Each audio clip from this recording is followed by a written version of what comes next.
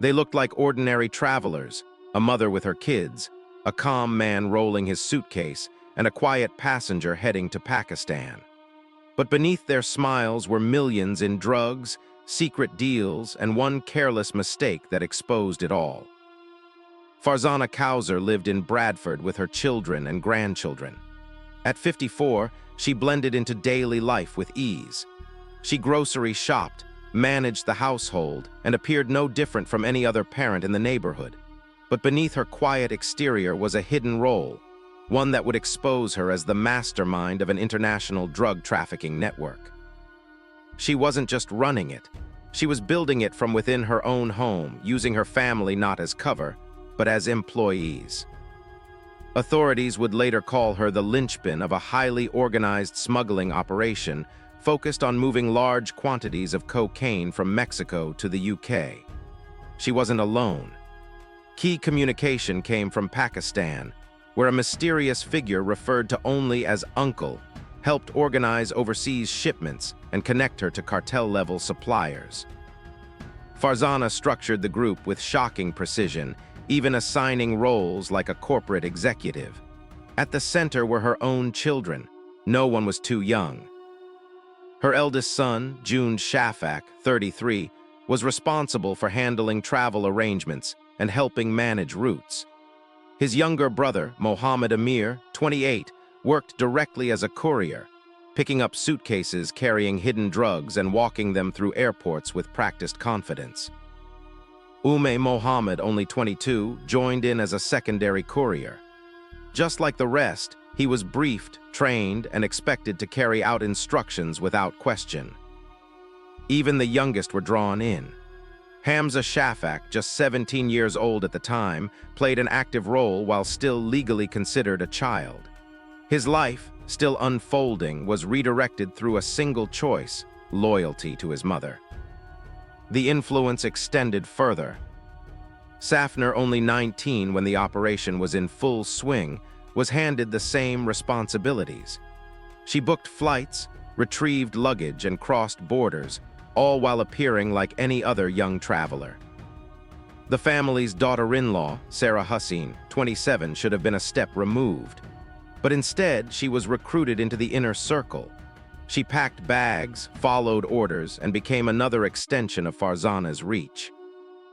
Outside the family, there was only one individual brought into the loop, called Abdul Kawi, 36, a close friend, trusted enough to be let in, reliable enough to follow the plan. Over the course of several months, they moved like clockwork. Flight tickets were booked, bags were packed, suitcases were picked up, and Bentleys turned up at airports that never looked out of place. To strangers, it was just another close family traveling together.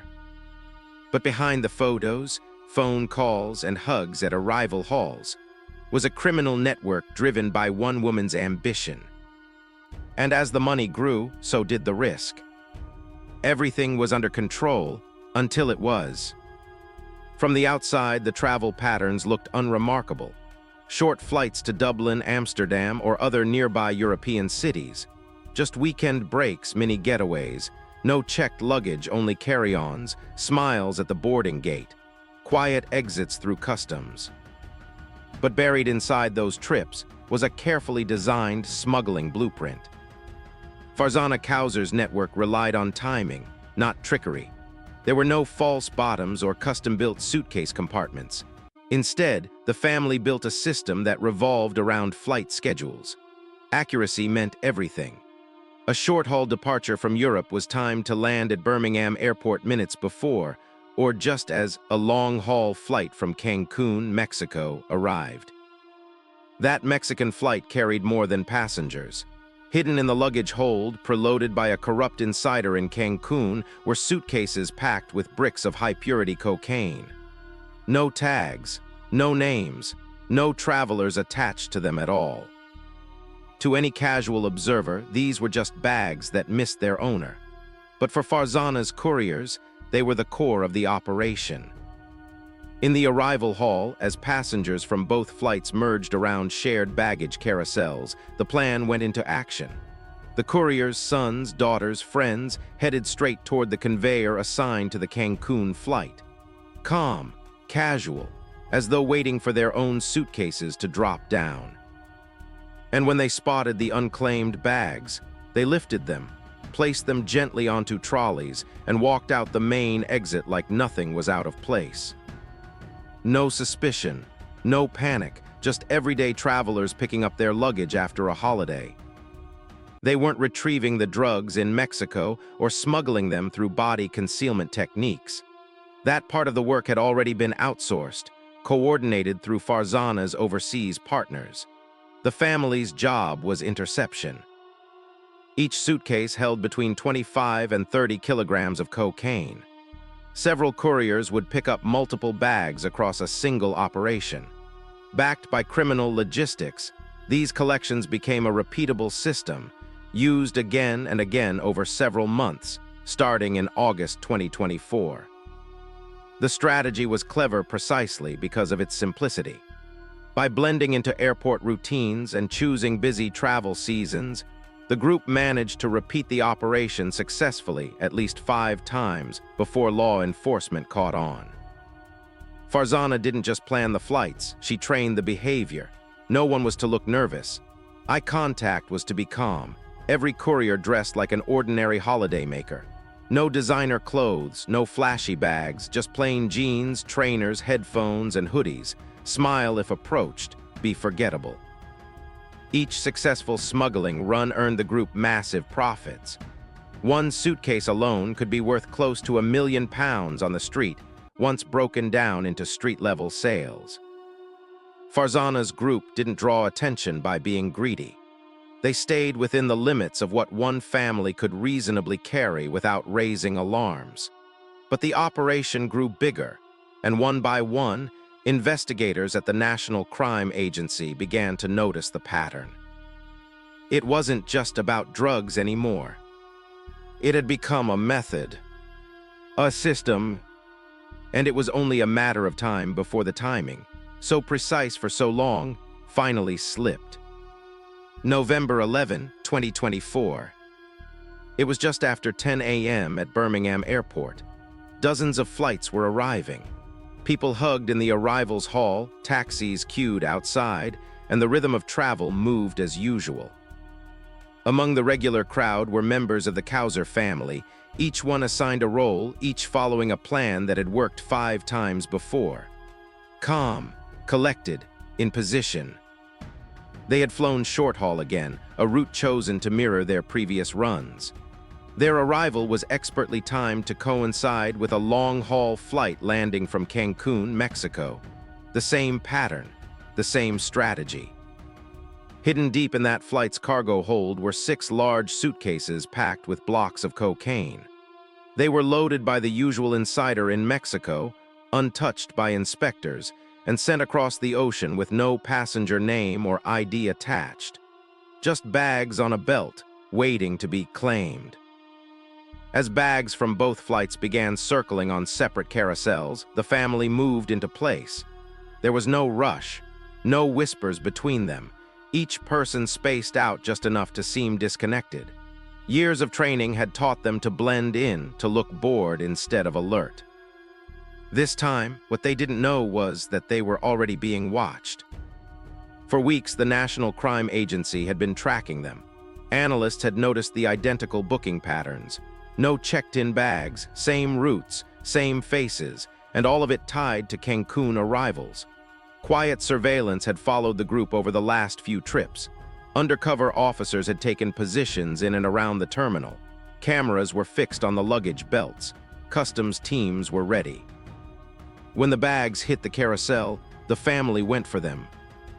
One by one, the suitcases were lifted, rolled onto trolleys, and pushed through the arrival gates. They walked out the terminal doors, wheeled the luggage onto the pavement, and turned toward the car park, heading to waiting vehicles that would take them off-site, just as they had done before. But this time, before the doors of the car could close, officers surrounded them. There was no chase, no struggle, just a quiet collapse of a tightly run machine finally being dismantled. One by one, 6 suspects were arrested on the spot. All 6 suitcases were seized before they left the airport grounds. Inside the cases, police found a shocking 180 kilograms of cocaine, tightly packed into brick-sized blocks wrapped for distribution. The estimated street value, over £14 million. As other passengers wheeled their luggage unaware, NCA agents began documenting the arrest, the final piece of evidence in an operation that had relied so heavily on invisibility. Farzana Cowzer's system hadn't failed due to a mistake. It failed because of repetition. Enough patterns, enough signs, enough data to bring it all down. One family, one airport, and one operation now fully exposed. February 2016. At Birmingham Airport's departure gate, security officers were carrying out routine checks. Nothing unusual. Just another quiet afternoon, passengers waiting to board, announcements echoing across the terminal, and officers scanning luggage that rarely turned up more than forgotten liquids or misplaced electronics. Among the travelers that day was Majid Hussein, a man in his early 30s holding a standard boarding pass for a flight to Pakistan. Calm, presentable, and by all appearances, just another man heading home. But when security staff unzipped his hand luggage, what they found changed everything. Tucked inside, without any attempt to hide it, was a single wrap of heroin. No false compartment, no creative disguise, just a loose packet buried under clothing, almost careless. Officers stopped him immediately. What began as a minor drug find suddenly spiraled into something much larger and much darker. At first, Majid played it down. Maybe he thought it would be treated as a small possession case. But the officers didn't buy it.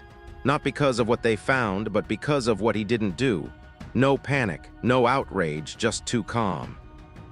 A red flag. Hours later, detectives obtained a search warrant for Hussein's home in Saltley, Birmingham. When they entered his residence on Nansen Road, they weren't expecting what came next. The bedroom was the center of it all. Hidden under the bed was a suitcase. Inside it, 1 kilogram of heroin, 4 kilograms of cocaine, and firearms, an arsenal that stunned even the most seasoned officers. They found a semi-automatic handgun, real deadly, ready to fire. Next to it, 24 rounds of live ammunition, but that wasn't all. In a drawer, a stun gun disguised as a mobile phone. Not a toy, a weapon designed for violence without drawing attention. Ready, hidden, concealed inside everyday life. But the final blow was money. Almost £300,000 in cash, tightly bound in plastic wrap, shoved into corners of the house. Different currencies, different denominations. No bank could explain it. Only years in the drug trade could. In a matter of hours, Majid Hussein transformed from a random check into the face of a full-blown drug trafficking investigation. The heroin at the airport was just the thread, and when pulled, it exposed an entire criminal structure hidden beneath the surface. Authorities now had everything: drugs, weapons, cash, and proof of distribution. Majid wasn't just using, he was running something big, something built over time. And ironically, it all crumbled over one absent-minded slip, a single wrap in a bag he never meant to draw attention to. When he was booked into custody, the calm expression was gone. He was no longer boarding a plane. He was about to face charges that would end his freedom and reveal even more about the explosive reach of Birmingham's hidden drug networks. When detectives stepped into Majid Hussein's home in Saltley, they expected to find a few more drugs, maybe a stash tucked away in a suitcase, perhaps a small operation. But what they walked into was far more dangerous and far more organized. Room by room, the truth unfolded. In the bedroom, they found the epicenter. A suitcase hidden beneath the bed held over 1 kilo of heroin, the same lethal substance he was caught carrying at the airport. But that wasn't all. Alongside it were 4 solid bricks of cocaine, tightly compacted and wrapped, prepared for the next phase of distribution. Altogether, The narcotics seized that day were worth nearly £250,000 on the street. Elsewhere in the room, a handgun. A semi-automatic pistol, fully functional and capable of taking a life in seconds. It was loaded. Officers also uncovered 27 rounds of live ammunition, kept in storage containers not far from the bed, close enough to grab at a moment's notice. Then came the weapon that startled even the most veteran of officers. A stun gun masked to look like a regular mobile phone. It was sleek, compact, designed to avoid suspicion, the kind of illegal tool used for intimidation without having to make noise. Hidden weapons like that don't get carried for protection. They get used to send messages. But the discoveries didn't end with firepower or narcotics. What tied everything together, what revealed the scale of Hussein's operation, was the money. Inside hidden drawers, in bags under furniture, even stuffed inside clothing, cash was everywhere. Nearly £300,000 in bundled notes, mostly 20s and 50s. Some of it smelled of damp storage. Most of it was clean, crisp, and untouched. There was no question anymore. This wasn't a small-time dealer. Majid Hussein hadn't made a stupid mistake at the airport. He had simply gotten too comfortable, too used to being invisible. Back at the station, investigators began to retrace his entire operation. Phone records, bank accounts, surveillance footage. Every traceable movement was now under analysis. Officers didn't just want to shut down a dealer, they wanted to dismantle the network that moved through the cracks of Britain's drug trade. The evidence was overwhelming. Weapons stored in a residential home, drugs valued at £250,000, a fortune in cash. It was toxicity stacked on toxicity, and right in the middle of a quiet neighborhood where nobody ever suspected a thing. Neighbors were stunned. Some thought Majid ran a small import business. Others saw him as a well-dressed man who minded his own. But inside his home, the truth was plain. He was running a full-scale criminal enterprise in plain sight. The raid was over. But for police, the next phase had already begun. The courtroom battle, the financial takedown, and the long legal process to ensure this wasn't just one arrest. It was the end of his empire. By the summer of 2016, Majid Hussein's double life was no longer a secret. Everything, the heroin, the cocaine, the guns under his bed, the thousands in hidden cash, had been packaged into one airtight case. All authorities had to do now was present it in court. When Hussein appeared at Birmingham Crown Court in August 2016, the atmosphere was tense. Months earlier, he had calmly walked through an airport with heroin in his hand luggage. Now he sat in the dock as the full scale of his drug operation was laid bare. Prosecutors had a clear story. This wasn't a case of possession or personal use. This was organized crime. A man who stored kilos of Class A drugs at home. A man who armed himself with a pistol. A man who kept almost £300,000 in cash while never declaring a legitimate income. He had planned it, he had lived it, and now he would pay for it. On the first day of the trial, faced with undeniable evidence, Majid Hussein pleaded guilty. His charges were serious: possession of Class A drugs with intent to supply, possession of criminal property, possession of a prohibited firearm, and possession of a disguised weapon. Each on its own carried weight. Combined, they painted a picture of a dangerous, well-established dealer operating from the heart of a residential neighborhood. When the moment of sentencing came, the judge didn't hold back. He described Majid's combination of weapons and drugs as toxic. He spoke of the ongoing damage caused by dealers who profit while communities suffer, the addicts, the violence, the broken families left in the wake of operations just like Hussein's. The sentence, 12 years in prison. But even behind bars, Hussein's legal battle wasn't over. The Proceeds of Crime Act, a powerful tool used by police and prosecutors to recover money earned through criminal enterprises, came next. Investigators weren't satisfied with just putting Majid in prison. They wanted to dismantle everything he built, including his finances. Over the following year, forensic accountants traced the money. Every unexplained deposit, every missing asset, every gap in his bank accounts. It all pointed back to one thing: drug money. By December 2017, the court ruled that Majid Hussein had illegally benefited from his crimes by at least £295,000. He was given 3 months to pay it back, or face an additional 3 years in prison. The message was clear. You could run a criminal empire, you could even fool your neighbors. But eventually, the system would catch up to you and take not just your freedom, but the empire you tried so hard to protect. As he sat in prison, Majid owed a government deadline, and justice now came in monthly calculations and seized accounts. His fall wasn't loud. There was no chase, no shootout, just a careless mistake at an airport and a quiet empire crumbling piece by piece. What began as a small airport check exposed a web of drugs, guns, and secrets hidden in plain sight. Majid Hussein's story is a reminder that even the most calculated empires can collapse with a single misstep.